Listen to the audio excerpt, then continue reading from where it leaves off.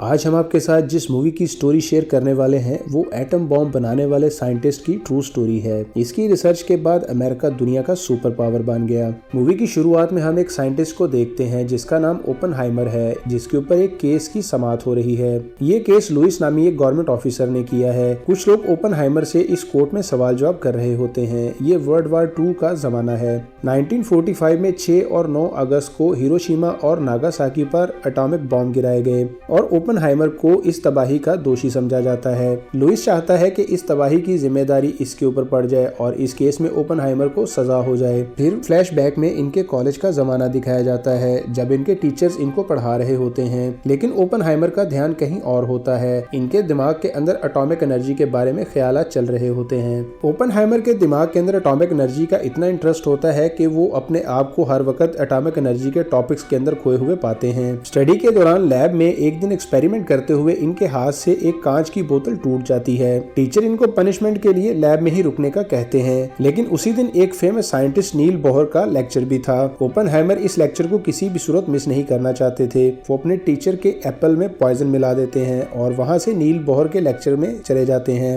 नील Bohr जब अपना lecture complete कर लेता है तो वो स्टूडेंट से सवाल पूछने का कहते हैं। एटॉमिक एनर्जी के बारे में ओपनहाइमर के सवालों से वो काफी ज्यादा इम्प्रेस होते हैं। इसी वजह से वो अगले दिन नील बोहर ओपनहाइमर के कॉलेज आ जाता है। ओपनहाइमर से मिलकर इसके नॉलेज की काफी ज्यादा तारीफ करते हैं और इसको बताते हैं कि तुम्हारा नॉलेज काफी ज्यादा इम्प्रेसिव है, तुम्हारी इन्फॉर्मेशन भी काफी ज्यादा अच्छी है, लेकिन तुम्हें थ्योरी पर थोड़ा काम करने की जरूरत है। तुम्हें चाहिए कि तुम रिसर्च और मेहनत करो। तभी नील बोहर ओपनहाइमर को एक और कॉलेज का बताते हैं और वहां पर उन्हें लॉरेंस का रेफरेंस देते हैं और कहते हैं कि जब भी तुम वहां पर जाओ तो लॉरेंस को जरूर मिलना। उसके बाद सीन शिफ्ट होकर वापस कोर्ट रूम में आ जाता है। कोर्ट में मौजूद लोग लुइस नामी ऑफिसर से ओपनहाइमर के बारे में सवालात पूछते हैं।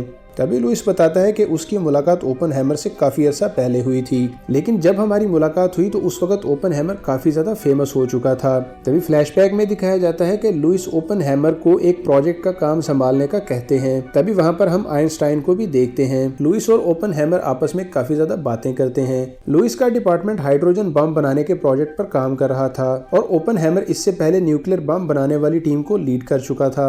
लुइस चाहता था कि ओपनहाइमर इस प्रोजेक्ट का भी लीडर बने और वो हाइड्रोजन बॉम्ब बनाए, लेकिन ओपनहाइमर इसे मना कर देता है। इसी वजह से इन दोनों के दरमियान में इख्तलाफात बढ़ने लगते हैं। इसी बिना पर लुइस ओपनहाइमर पर केस कर देता है और वो चाहता है कि हर हाल में इसको नीचा दिखाए और ओपनहाइमर को बदनाम करके इससे अपनी इंसल्ट का बदला लेना चाहता है। कोर्ट रूम में मौजूद लोग ओपनहाइमर से और भी सवालात करते हैं, जिसके बाद ओपनहाइमर आगे की कहानी सुनाना शुरू करते हैं। स्टडी के बाद ओपनहाइमर यूनिवर्सिटी ऑफ कैलिफोर्निया में टीचर की जॉब करने लगते हैं। यहाँ पर इनकी मुलाकात लॉरेंस से होती है, जिसके बारे में नील बोहर ने बताया था। इन दोनों के दरमियान काफी अच्छी दोस्ती हो जाती है। ओपनहाइमर कम्युनिस्ट पार्टी की एक बैठक में जाते हैं जहां पर इन्हें जीन नामी लेडी से मुलाकात होती है। ओपनहाइमर और जीन दोनों आपस में काफी ज्यादा बातें करते हैं। इन दोनों की सोच विचार आपस में काफी ज्यादा मैच करते हैं। इसी वजह से इनके दरमियान में काफी अच्छी दोस्ती हो जाती है और इनके दरमियान काफी स्ट्रॉन्ग रिलेशन बन जाता है और इन दोनों का रिलेशन फिजिकली भी आगे बढ़ने लगता है। जीन से एक मुलाकात के समय एक बार ओपनहाइमर को टेबल पर पड़ी हुई एक बुक मिलती है जो संस्कृत में लिखी हुई थी।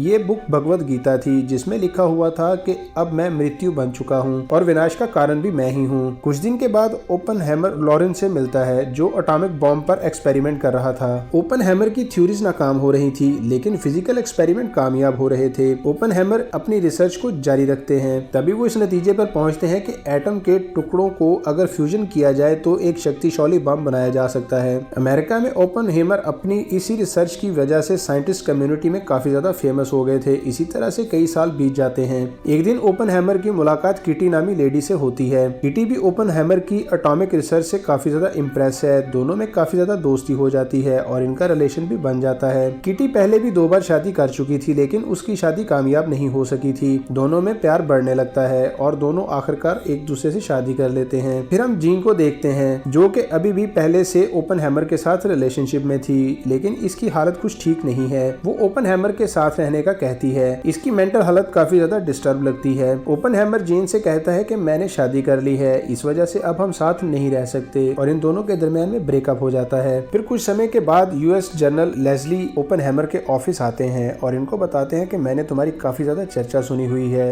एटॉमिक एनर्जी के हवाले से तुम्हारी रिसर्च काफी ज्यादा अच्छी है, मैं तुम्हारे पास एक बहुत बड़े प्रोजेक्ट के लिए आया हूँ। रशिया ने एटॉमिक एनर्जी पर काफी ज्यादा बढ़तरी बना ली है और वो हमसे पहले एटम बम बनाना चाहते हैं। अगर उन्होंने हमसे पहले एटम बम बना लिया तो जंगी जुनून के तहत वो इस दुनिया में ऐसी तबाही मचाएंगे जिसका कोई सोच भी नहीं सकता। इसलिए मैं चाहता हूँ कि रशिया को इस तबाही से रोकने के लिए हमें उससे पहले एटम बम बनाना होगा और मैं चाहता हूँ कि ये काम तुम करो। रशिया से पहले एटम बम बनाकर तुम दुनिया और अमेरिका की खिदमत कर सकते हो। ओपनहेमर जनरल की बात सुनकर मान जाता है, लेकिन इस काम के लिए इन्हें बहुत सारे पैसे, काफी ज्यादा जगह और एक एक्सपीरियंस साइंटिस्ट टीम की जरूरत थी और इस काम के लिए उन्हें 3 से 4 साल का समय भी चाहिए होगा। इसके बाद लॉस एल्मस नामी जगह पर ये लोग अपना काम शुरू कर देते हैं। इनके पास साइंटिस्ट की बेहतरीन टीम थी और इसी तरह काम करते कई महीने बीत जाते हैं। इस प्रोजेक्ट पर काम करते हुए एडवर्ड नामी एक साइंटिस्ट अपनी थ्योरीज लेकर ओपनहेमर के पास आता है और बताता है कि अगर एटॉमिक एनर्जी में जरा सी भी गलती हुई तो इसके बहुत भयानक नताइज होंगे। एटॉमिक ब्लास्ट की सूरत में ब्लैक होल बनेगा और जो भी इसके इर्द गिर्द चीजें होंगी ये सबको निगल लेगा। हमें एटम बॉम्ब की बजाय हाइड्रोजन बॉम्ब पर काम करना चाहिए। तभी ओपनहेमर इसकी बात सुनकर सलाह लेने के लिए एल्बर्ट आइंस्टाइन के पास जाता है। आइंस्टाइन भी ये बात सुनकर इसकी तस्दीक करते हैं और कहते हैं कि अगर इस तरह की तबाही हुई तो कुछ भी नहीं बचेगा। उसके बाद सीन दोबारा से शिफ्ट होकर कोर्ट रूम में आ जाता है, जहां पर जनरल लेस्ली से ओपनहेमर के बारे में पूछा जाता है। जनरल लेस्ली बताते हैं कि ओपनहेमर अपने देश के साथ पूरी तरह से वफादार है। ओपनहेमर जीन से मिला करता था लेकिन वो एक कम्युनिस्ट थी और ओपनहेमर भी इसकी सोच से काफी ज्यादा एग्री था। लुइस ओपनहेमर को फंसाना चाहता है। जनरल कोर्ट में मौजूद लोगों को ये भी बताते हैं कि जीन ने ओपनहेमर से आगे भी इकट्ठे रहने का कहा था, लेकिन ओपनहेमर ने इसकी बात नहीं मानी और फिर इनका ब्रेकअप हो गया और उसके बाद वो कभी भी जीन से नहीं मिला। जीन के बारे में लेस्ली को पता था और लेस्ली ने जीन के बारे में ओपनहेमर को बताया था कि जीन से मिलना खतरनाक हो सकता है क्योंकि इसके विचार कम्युनिस्ट हैं और वो रशियन थॉट्स की मालिक है।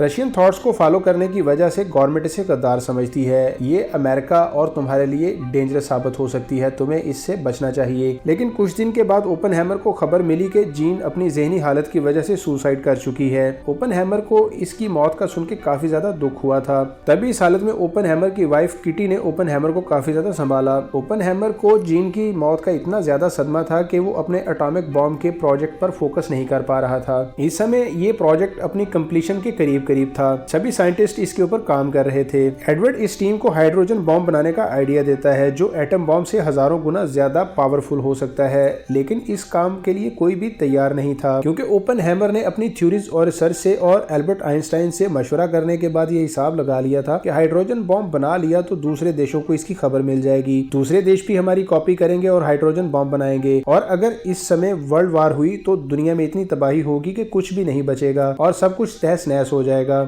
इसके बाद फाइनली वो समय आ गया जब ये एटॉमिक बॉम्ब तैयार हो गया और इनको इस बॉम्ब की टेस्टिंग करनी थी। जैसे ही ये अपने पहले प्रोजेक्ट का टेस्ट करते हैं तो एक बहुत बड़ा ब्लास्ट होता है जिसके नतीजे में सभी कुछ हिलने लगता है, यहाँ तक कि इनके हेड्स भी उड़ जाते हैं। इनका ये टेस्ट कामयाब होता है जिसकी वजह से सभी लोग काफी ज्यादा खुश होते हैं। अब इनका प्रोजेक्ट कंप्लीट हो चुका था। तभी ये खबर अमेरिकन प्रेसिडेंट को भी मिलती है। अब देखने की बात ये थी कि इस एटॉमिक बॉम्ब को कहां पर गिराया जाए। वर्ल्ड वार के समय अमेरिका और रशिया दोनों ही सुपर पावर थे और दोनों ही दुनिया में अपनी अपनी ताकत को मनवाना चाहते थे। अमेरिका और रशिया के दरमियान होने वाली वर्ल्ड वार में जापान भी कूद पड़ा था और अमेरिका के काफी ज्यादा जोर के बावजूद जापान इसके सामने सरेंडर नहीं कर रहा था। तभी अमेरिका के हाई ऑफिशियल्स की एक मीटिंग में ये तय पाता है कि इस बॉम्ब को जापान पर चला दिया जाए ताकि बॉम्ब भी ट्राई हो जाए और जापान को भी सबक सिखा दिया जाए। इस काम के लिए जापान के कुछ सिटीज को पॉइंट आउट किया जाता है और आखिर में हिरोशिमा और नागासाकी को बॉम्ब गिराने के लिए सेलेक्ट कर लिया जाता है। ओपनहेमर और इसकी टीम के साइंटिस्ट कहते हैं कि बॉम्ब चलाने की बजाय हमें जापान को इस बॉम्ब से सिर्फ डराना चाहिए क्योंकि इस बॉम्ब को चलाने से बहुत ज्यादा तबाही होने वाली है और इसका रिजल्ट काफी ज्यादा डेंजरस हो सकता है। लेकिन सभी लोग कहते हैं कि जापान को नीचा दिखाने के लिए बॉम्ब चला देना चाहिए, इससे अमेरिका की शक्ति का दुनिया को पता चल जाएगा और जंग भी खत्म हो जाएगी। और ऐसा डिसाइड होने के बाद ये लोग बॉम्ब को चलाने की तैयारी में लग जाते हैं। ओपनहेमर और इसकी टीम एटॉमिक बम को चलाने के हवाले से अपना होमवर्क कंप्लीट कर लेते हैं। तभी समय होता है 16 जुलाई 1945 का, जब इस बॉम्ब को चलाने के लिए ट्रिनिटी टेस्ट किया जाता है